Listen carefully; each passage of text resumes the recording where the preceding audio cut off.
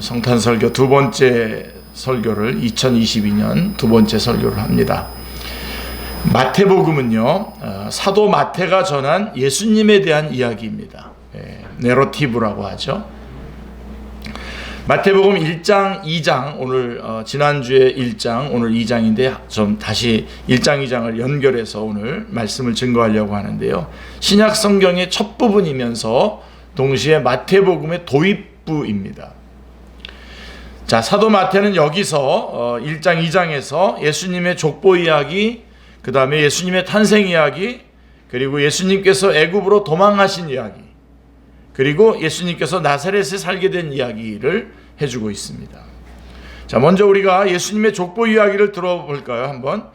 자, 예나 지금이나 이 족보 이야기는 따분하기 십상인데 예수님의 족보 이야기에는 흥미로운 점들이 몇 가지 있습니다. 1장 1절 17절에 보면 예수님이 아브라함과 다윗의 자손이신 것이 강조됩니다. 아브라함은 이스라엘의 조상으로 모든 민족이 복을 받게 하기 위해서 하나님께 부르심을 받았습니다. 오늘 여러분들 아주 1장 2장에 아주 중요한 부분인데 잘 연결해 보시길 바랍니다. 아브라함으로부터 이스라엘의 역사가 시작되었죠. 그런데 이 족보에 의하면 아브라함으로부터 시작된 이 이스라엘의 역사는 예수 그리스도로 끝이 납니다. 이스라엘의 역사는 예수 그리스도로 끝이 나요. 예수님께서 이스라엘의 전 역사를 마무리하시는 분처럼 보이도록 이 족보는 이야기하고 있습니다. 자, 혈통으로 이어지던 아브라함의 후손들의 역사를 끝내시고 새로운 이스라엘의 역사를 시작하는 분이 바로 예수님이심을 족보가 말해주고 있는 것입니다. 꼭 붙잡으셔야 됩니다, 이거. 자, 이스라엘의 전 역사를 14대, 14대, 14대로 세 번 반복해서 제시한 것은 지난주에도 말씀드렸던 것처럼 다윗이라고 하는 뜻으로 말씀. 다윗은 누굽니까? 예수 그리스도를 말하는 겁니다. 그러니까 이 족보 전체는 예수 그리스도에 관한 것이죠.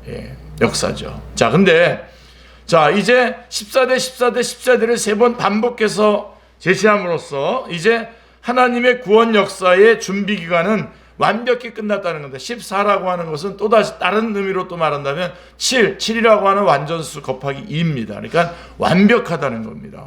자, 완성의 때가 확실하고도 완벽하게 도래했음을 말해주고 있는 것입니다. 14 이렇게 말씀하면서요. 예수님이 오심으로 혈통으로 이어지던 이스라엘의 역사는 끝이 났습니다.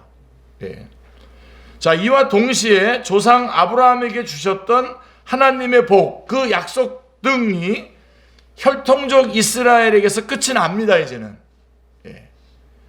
이제 예수님이 시작하시는 새 이스라엘 백성들이 아브라함에게 주셨던 하나님의 복, 언약의 계승을 하게 되는 것입니다. 굉장히 어마어마한 말을 지금 한 건데요, 여러분. 그래서 로마서는 이렇게 말합니다. 그러니까 누가 진짜 이스라엘이냐? 로마서 2장 28절 29절 말씀을 보시면요, 무릇 표면적 유대인이 유대인이 아니요 표면적 육신의 할례가 아니니라. 이는 이면적 유대인이 유대인이며 할례는 마음에 할지니 영에 있고 율법 조문에 있지 아니한 것이라. 그 칭찬이 사람에게서가 아니요 다만 하나님에게서니라. 자, 여러분들 분명히 아셨겠지만 다시 한번 쉬운 성경으로 좀 더 자세하게 여러분에게 말씀드린다면, 그러므로 겉모습만 유대인인 사람은 진정한 의미에서 유대인이 아닙니다. 그리고 몸에만 행해진 할례는 진정한 의미에서 할례가 아닙니다. 마음으로 유대인인 사람이 진정한 의미에서 유대인입니다. 그리고 율법이 아니라 성령에 따라 마음에 받은 할례가 진정한 할례, 의미의 할례입니다. 그런 사람은 사람이 아니라 하나님께로부터 칭찬을 받습니다. 그러니까 마음으로 예수 그리스도를 영접한 사람이 이스라엘이라는 거죠. 그리고 표면의 할례를 받은 것가 아니라 마음의 할례를 받은 사람이 진짜 이스라엘이라는 거죠. 그러니까 이 족보는 우리와 같은 이방인들에게는 소망을 주는 족보입니다. 어마어마한 소망인 겁니다. 아브라함이 유대인의 조상만이 아니라 이방인은 우리의 조상이 되고 아브라함에게 약속하신 복이 유대인에게만이 아니라 이방인인 우리에게도 주어진다는 이야기를 우리에게 해주고 있는 것입니다. 이 족보 가지고 우리에게. 이 획기적인 전환점이 어디서 일어난다고요? 아브라함의 자손 예수 그리스도의 태어나심에서 이 전환점이 일어난다는 것입니다. 자, 여러분, 이것이 정말 사실일까요? 자, 이 사실에 대한 확실한 암시를 사도 마태는 이 족보 속에 담아 놓았습니다.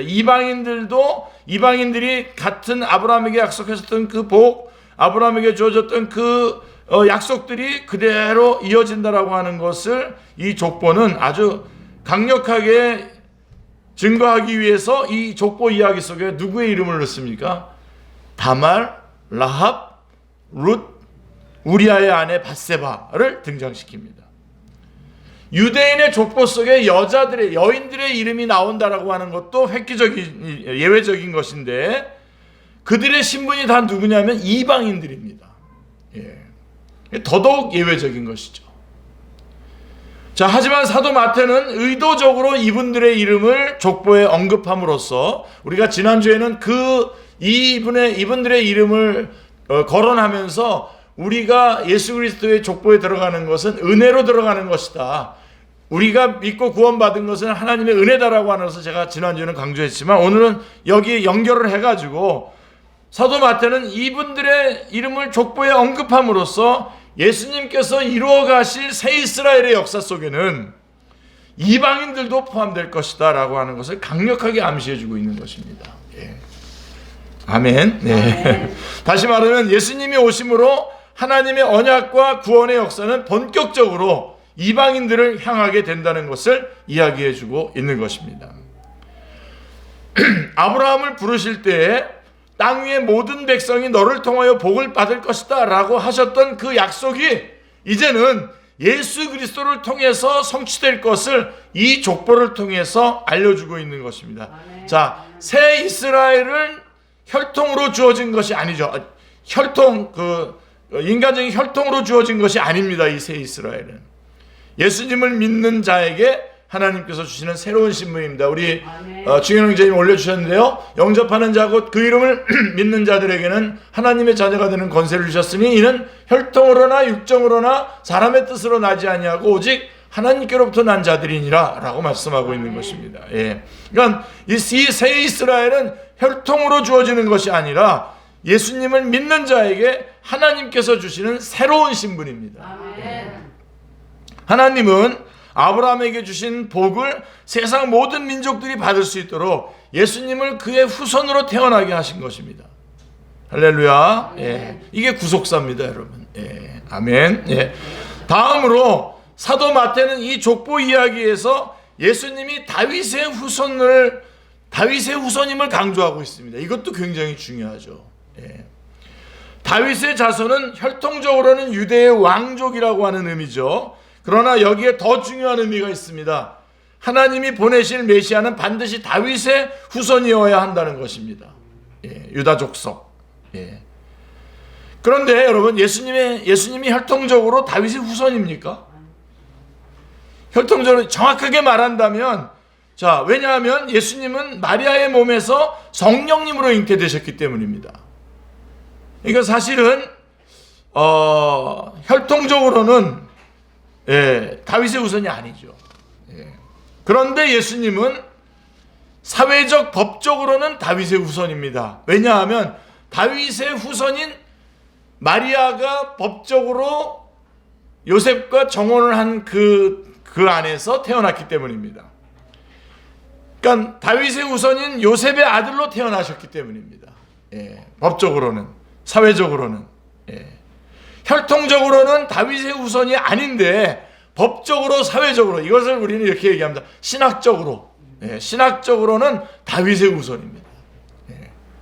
그래서 사도 마태는 예수님께 다윗의 후손의 신분을 부여하는 데에 중요한 역할을 한 이 의로운 사람 요셉을 중심으로 해서 18절부터 25절까지, 마태복음 1장 18절부터 25절까지 예수님의 잉태의 이야기를 우리에게 들려주고 있습니다.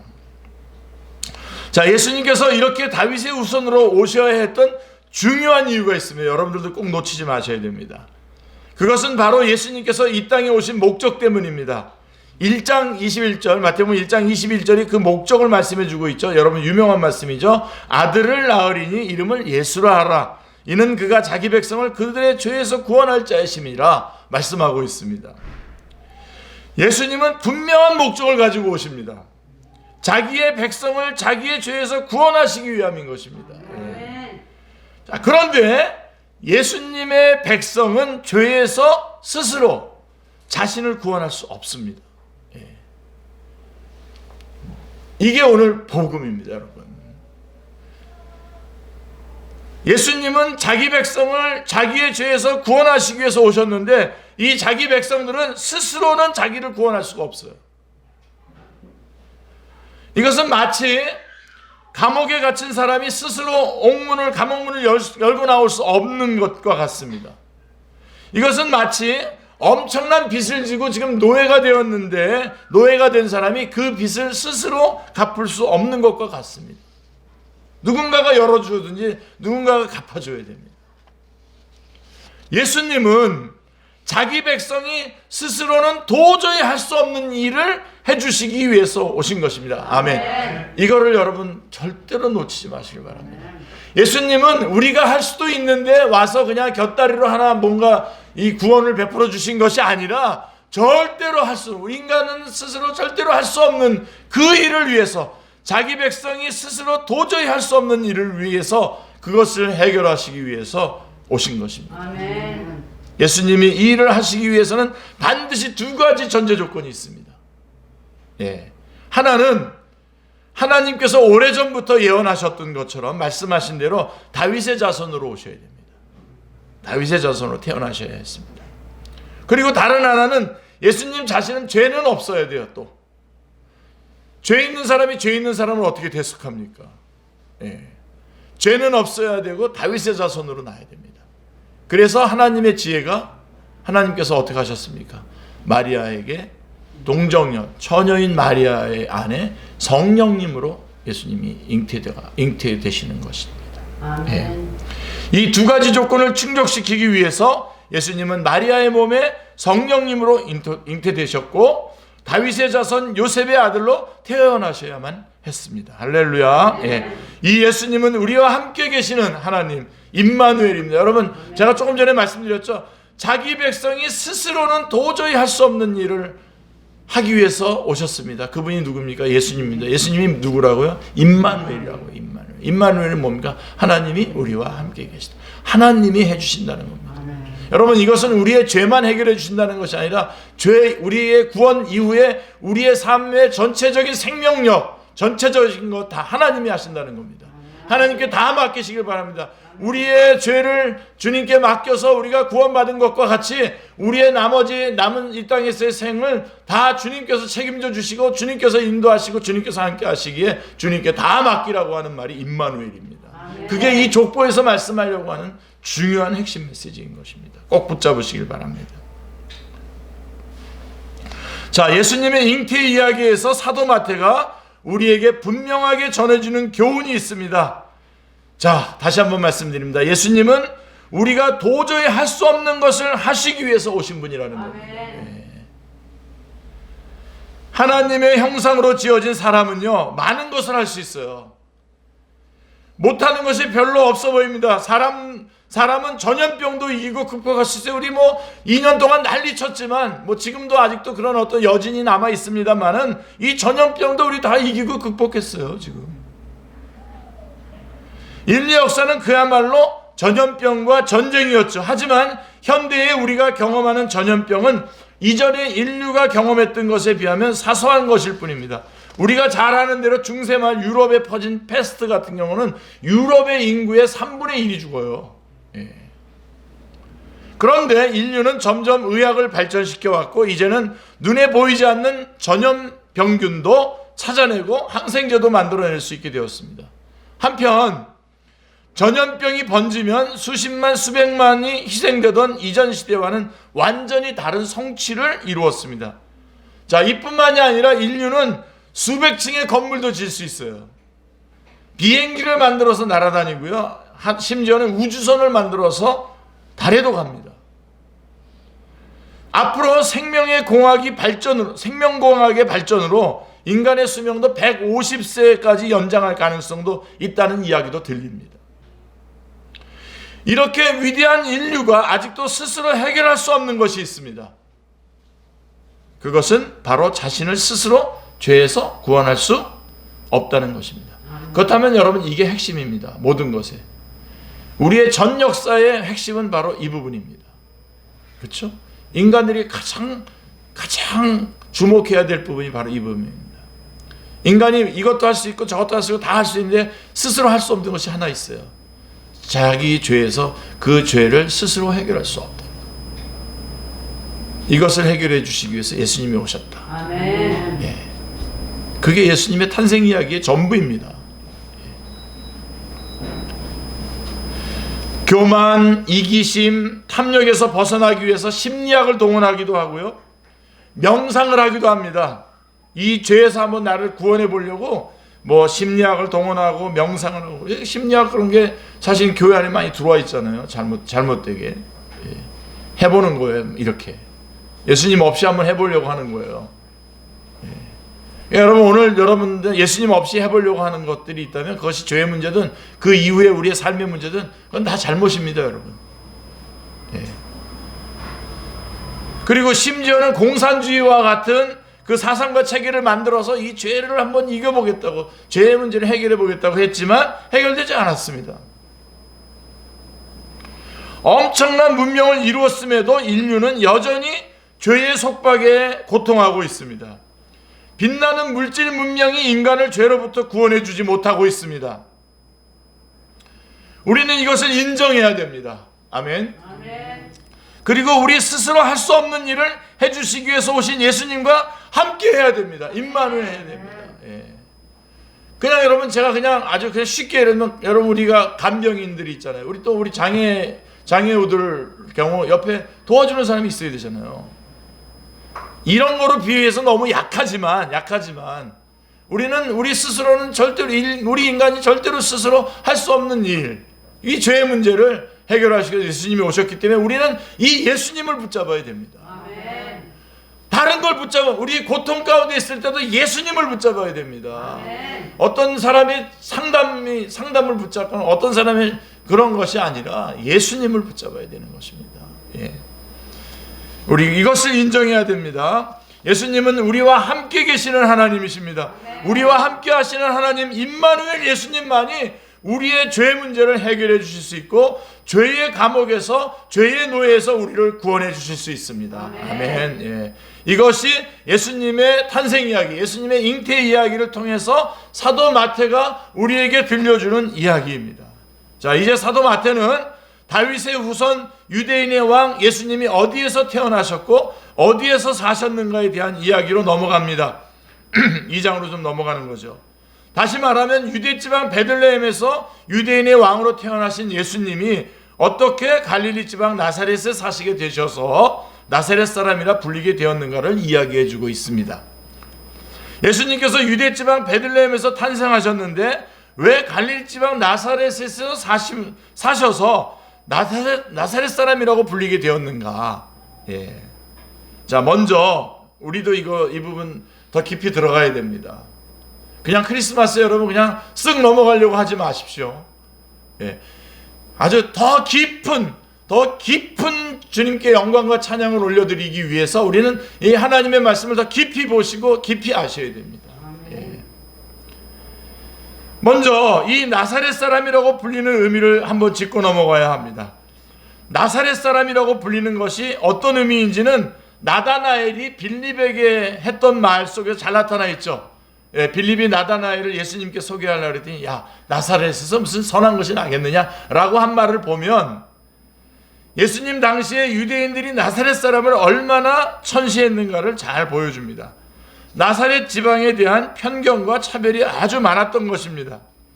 그런데 예수님은 하필 그곳에 사셔서 동시대의 사람들로부터 편견과 차별, 멸시와 배척의 대상이 되셨는지에 대해 의구심이 생깁니다. 왜 거기 가서 사셔서 왜 그런 말을 들으셨을까?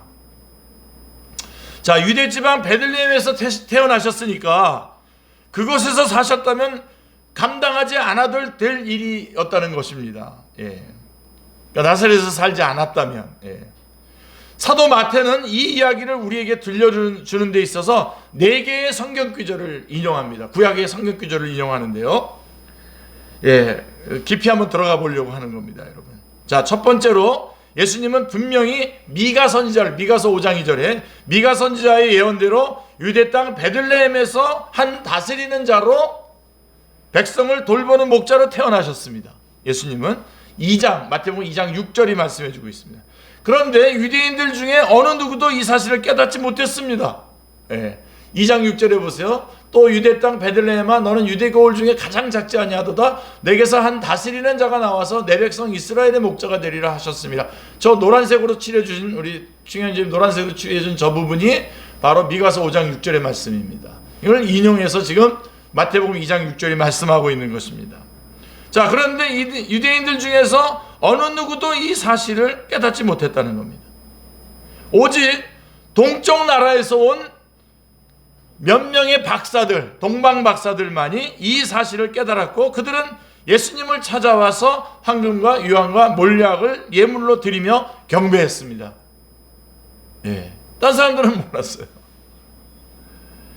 헤롯 왕과 대제사장들과 율법학자들은 동방에서 온 박사들을 통해 베들레헴에서 유대인의 왕이 태어난 것을 알게 되었습니다. 자, 그런데 그들은 어떻게 했죠? 자, 대제사장들과 율법학자들은 무관심했어요. 그거 거기 성경이 어디에 나오던데요? 그러고서는 무관심했어요. 예. 헤롯은 동방 박사들을 통해서 아기를 찾고 아기를 찾으면 경배한다고 했지만 말은 경배한다고 했지만 실제로는 죽일 계획을 갖고 있었지 않습니까? 하나님은 이 헤롯의 의도를 잘 아셨기 때문에 꿈의 동방 박사들에게 헤롯에게로 돌아가지 말라고 명령하셨습니다. 박사들은 꿈의 지시를 받은 대로 헤롯에게 가지 않고 다른 길로 자기 나라로 돌아갔습니다. 예수님께 경배드리고 돌아갔어요.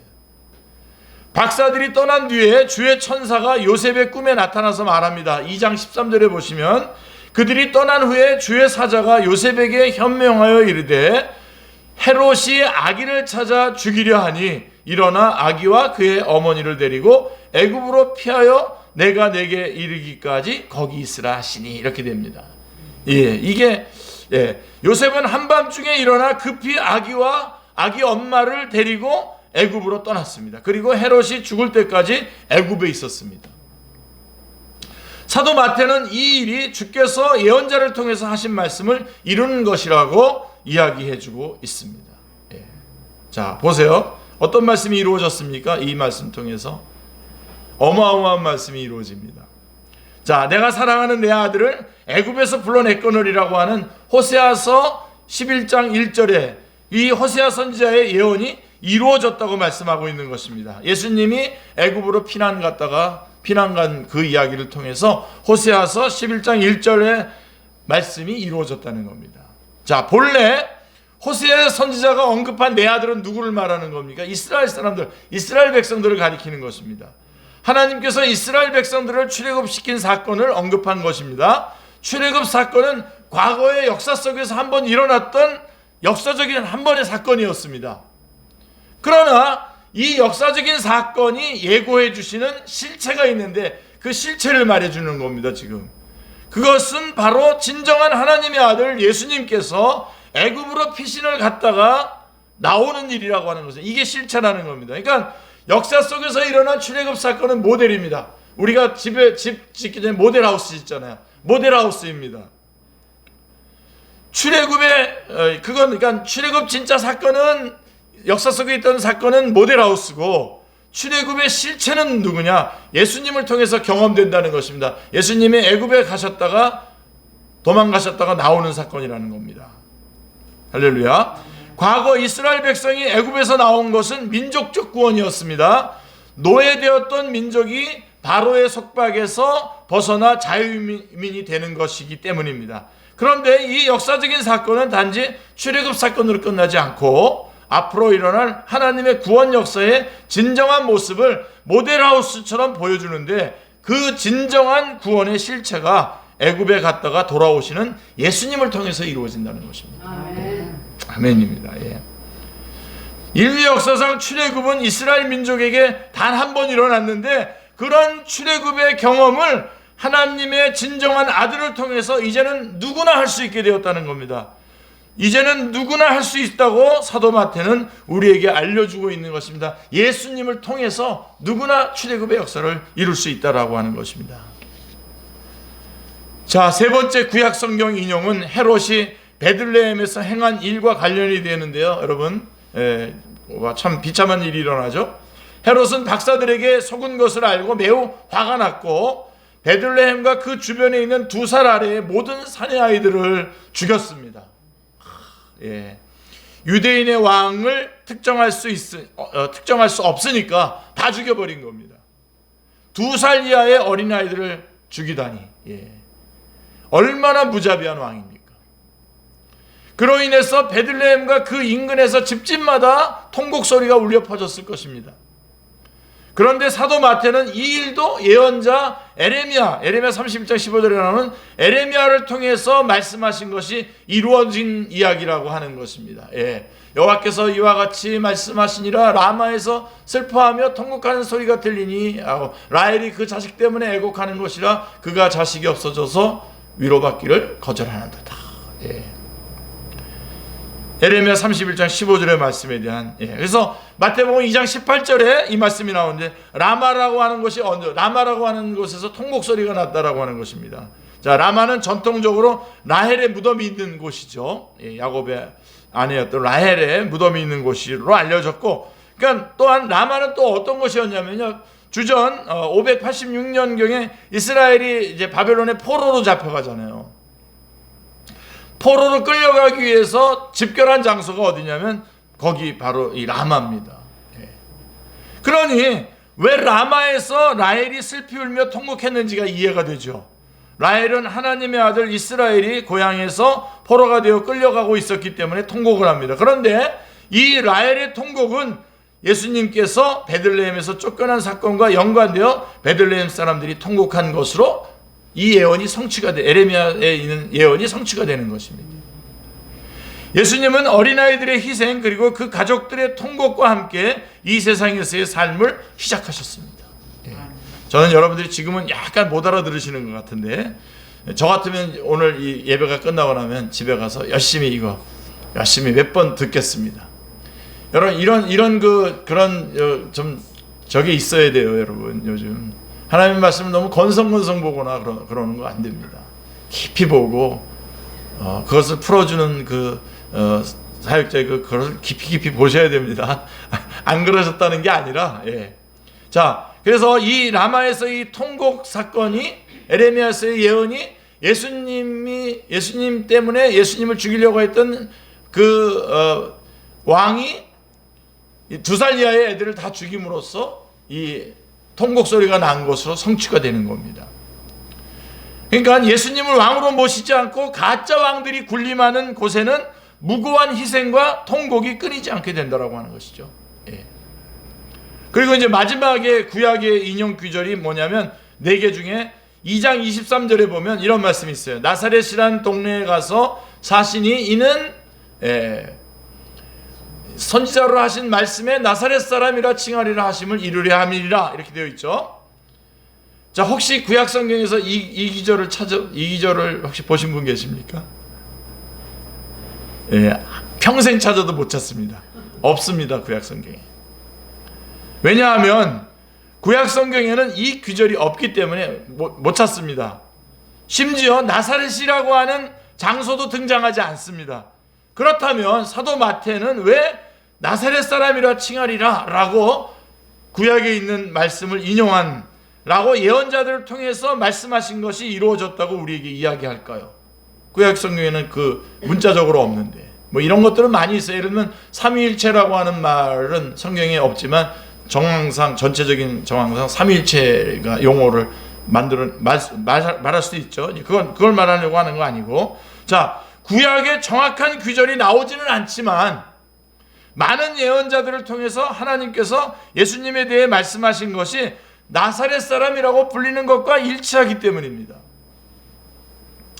나사렛 사람으로 불리는 것이 어떤 의미라고 했습니까? 여러분, 어떤 의미입니까? 이 나사렛 사람. 아까 처음에 제가 빌립이 그 나다나엘에게 예수님 소개할 때 나사렛에서 무슨 선한 것이 나겠냐라고 한 것을 본 대로 사람들의 이목을 전혀 끌만하지 못한 보잘것없는 마을 출신, 사람들의 편견과 차별의 대상이 되는 사람, 멸시와 천대를 받는 사람의 대명사라고 했습니다.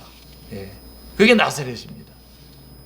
그러니까 구약의 많은 예언자들은 예수님을 유대인의 왕으로 묘사했지만 동시에 그분이 배척받고 멸시받고 거절당하는 메시아이심을 보았고 그분으로 예언을 한 것입니다. 시편 22편 기자도 그랬죠. 그 다음에 이사야서에 보면 이사야서 53장도 이사야 선지자도 그렇게 예수님을 이 나사렛 사람과 같이 표현했지 않습니까? 스가랴 선지자도 스가랴 11장 4절로 14절에 보면 예수님을 그렇게 표현하고 있습니다. 나사렛을. 대표적인 선지자들이죠, 이분들이. 당시 유대인들처럼 우리도 예수님을 볼 때에 승리의 메시아, 왕이신 메시아, 권세와 능력을 가진 메시아로만 보기 쉽습니다. 사도 마태는 이런 우리들에게 선지자들이 참되게 보았던 메시아상을 제시해 주시고 있는 것입니다. 사람들이 유대인의 왕을 나사렛 사람으로 불렀다는 것입니다. 예수님은 우리와 함께 하시는 하나님이신데, 예수님은 자기 백성들을 죄에서 구원하시기 위해서 오신 구원자이신데, 자기 백성들을 돌보는 목자이신데, 많은 사람들이 그분의 겉모습만 보고 배척하고 멸시하고 무시하고 거절했다는 것입니다. 그렇다면 누가 예수님을 통해 죄로부터 구원받을 수 있을까요? 딱 여기서 나오죠. 나사렛 사람의 겉모습 속에 감추어진 유대인의 왕의 모습을 볼 수 있는 눈을 가진 사람이 그 은혜를 누릴 수 있는 것입니다. 아멘. 앞으로 전개되는 이 마태복음에 쭉 전개되는 그 모든 이야기들이 바로 이런 이 얘기를 하고 있는 것입니다. 그런 나사렛 사람의 겉모습 속에 감추어진 유대인의 왕이신 예수님을 발견하는 이야기가 마태복음의 전체 이야기인 것입니다. 사랑하는 성도님들, 예수님은 우리가 도무지 할 수 없는 일을 위해서 이 땅에 오셨습니다. 아멘. 그렇다면 우리는 어떻게 해야 될까요? 대제사장들과 율법학자들처럼 무관심해야 할까요? 아니면 헤롯처럼 내 왕권을 내놓을 수 없다며 화를 내야 할까요? 아직도 내가 내 삶의 주인이야 라고 계속해서 그렇게 살아야 할까요? 많은 유대인들처럼 나사렛 사람이라고 하면서 무시해야 할까요?